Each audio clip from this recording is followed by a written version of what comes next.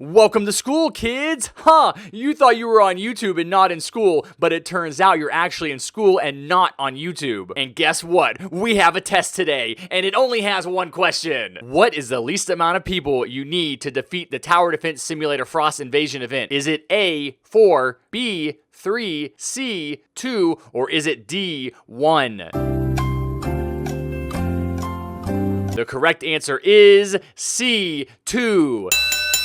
So yes, you can actually defeat the Frost Spirit and take back summer from winter and turn it into spring with only 2 people. Now before you say, Ed Cryptid did it first, you should know that I recorded this video before I knew about his, and I wanted to show you my method because his team used the Ace Pilot, which is basically cheating now.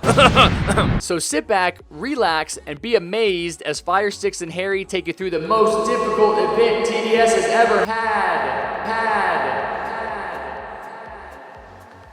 I did not make a written strat document for this because it requires 2 event towers, namely the Swarmer and the Toxic Gunner, and I'm just assuming most of you don't have those. Plus, if you need a strat to duo this event, then maybe you shouldn't be duoing this event. But what I will tell you is the strategy we used and just discuss this event in general. So the first thing I want to cover is the question, is this event too easy? I'm going to answer that by comparing this event to the Halloween event because that's the only other major TDS event I've been a part of. I'm not going to compare it to last year's Easter event because I wasn't even a YouTuber then and I had just started playing the game. So do I think the winter event is harder or easier than the Halloween event? Well, you might remember that you could also duo the Halloween event before the bats got buffed to have hidden. So before that, the rangers could just easily kill them like they'd kill the witches. But because rangers don't have hidden detection, after that change, we needed something that could attack flying enemies and detect hidden. Luckily, the 4-player strat for that map already used the Ace Pilot, and Ace handled this just fine as long as you upgraded it to max level. But the 2-player strat didn't use Ace, so after that change, you could no longer duo it. Alright, so I don't think that just because you can duo or not duo a map means it's easy or hard. Even though you could beat the Halloween event with 2 people, it was still extremely difficult and you'd get really close to dying even if you won. You needed specific towers placed at specific times in specific places to counteract specific zombie threats. But in the Halloween event, you didn't need a single event tower or any special tower of any kind. You could just use ranger, minigunner, military base, stuff like that. In fact, you were actually punished for using the accelerator because of how expensive it was to upgrade and how quickly enemies would move outside of its range. Of course, part of this was because of the price change that made it more expensive to upgrade your towers. And so beating Halloween really only came down to one question.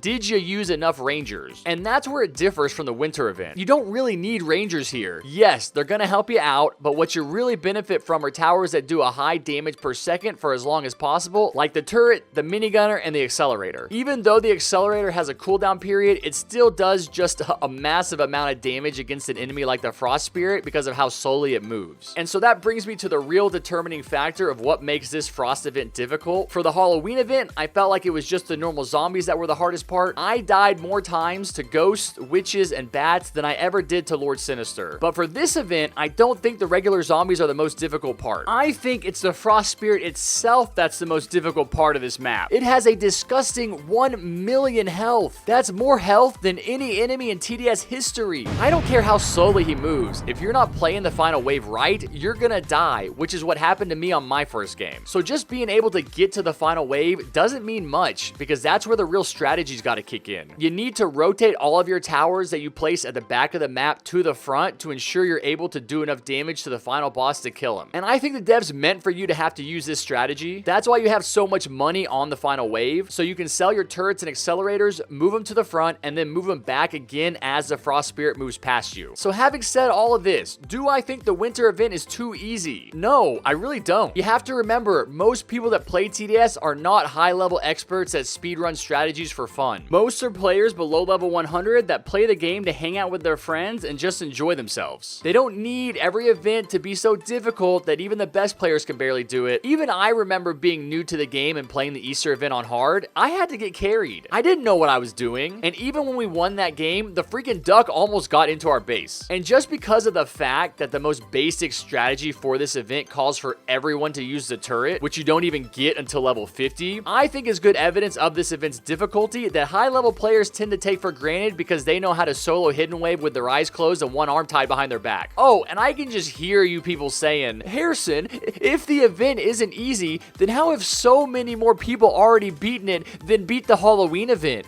even though it's only been out a week and Halloween was out for 6 months? Well, I think the truth is Halloween was a really tough event. A lot of average TDS players tried to beat it for those entire 6 months and couldn't do it. Personally, I was helping people beat it right up until the last day it existed, so it's not like people weren't out there trying to win. They just couldn't without a really good strat, which I tried to get out to you guys during the final week. So the reality is not as many people beat Halloween because of how difficult it was. And the reality is more people have beaten the winter event because it's easier than the Halloween event. But that's not a bad thing. If every event is harder than the one before it, we're gonna end up on this inevitable death spiral where eventually the Thanksgiving event 2022 has a mechanical death turkey that shoots lasers, and the only person that can beat it is Wiki Colors because he has admin commands. The other reason I think more people have already beaten the winter event is it's a mega event. It holds 6 people. So already, just within the player count of each game, more people are gonna take home the badge. And I don't know if y'all have noticed this, but there are 3 times as many people playing TDS now as there were before this update. That's 10,000 people before, 30,000 now. That alone should indicate that you're gonna have more people beating this event than have ever beat any TDS event before, especially when they use the photon strategy.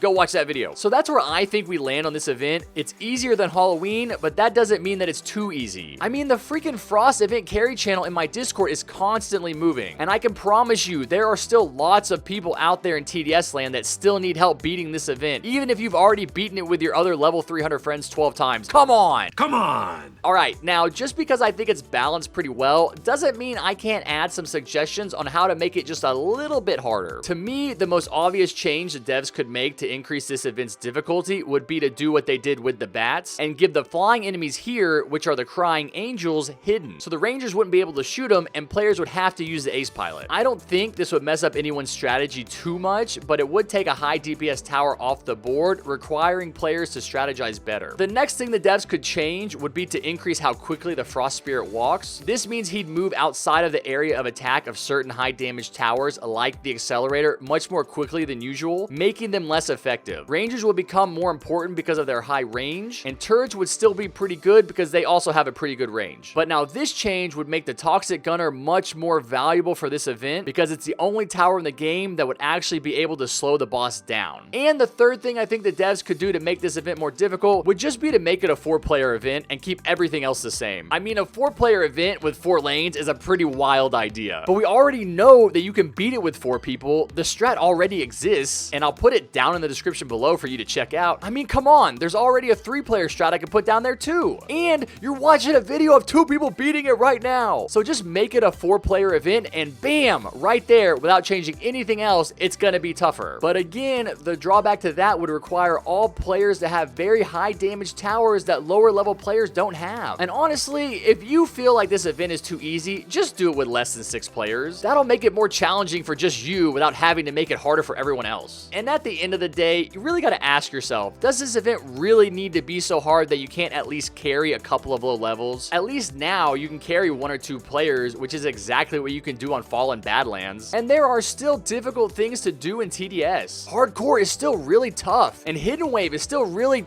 well, Hidden Wave hasn't been tough for a while. Make Hidden Wave great again! Finally, that brings me to the strategy we used to win this game. Getting set up was probably the toughest part. I placed 2 level 3 Pyromancers at the front to weaken the enemies. Then on wave 2, Firestickcz had enough money to place a minigunner, and of course he uses the golden mini. Then he upgraded to level 2 for hidden detection and saved until he could place another one at level 2. Meanwhile, I focused on getting a level 3 DJ down and then just spammed as many swarmers as I could. I do not think we could have beaten this map as a duo duo without the swarmer, it's actually a really good tower. Even just the regular attack is really good because the bees keep stinging the enemies after they move outside of its area of attack. Once I had a couple of swarmers down, I focused on getting them the bee bomb ability because that's gonna be clutch. Firestick goes ahead and places some commanders for call to arms, and then he places a toxic gunner to start slowing the stronger enemies down. After that, he starts placing high DPS towers like accelerators and rangers, while I keep getting swarmers. You want about 10 swarmers in a group to make them unstoppable. After that, we just continue to place max level rangers and max level turrets to do the most amount of damage. And on wave 17, we start to move our army from this back island up to the middle part of the map, so our towers will be able to attack the frost spirit for as long as possible. I end up selling my DJ and moving it up under the cliffs, and Fire slowly starts to sell his towers to move them up there as well. Eventually, I place all of my turrets and accelerators in that area to do maximum damage, and my goal here is to leave those towers where they are for the rest of the game and just follow the frost spirit around the map with my swarmers. Now, if you're doing this, you have got to be triggering the bee bombs as much as possible because bees are obviously the most powerful weapon against winter, and the frost spirit just looks so funny with his arms swinging around his head. As you're gonna see at the end, we really don't have to rotate any of our expensive towers from that middle part of the map, and the frost spirit just ends up dying from bee damage.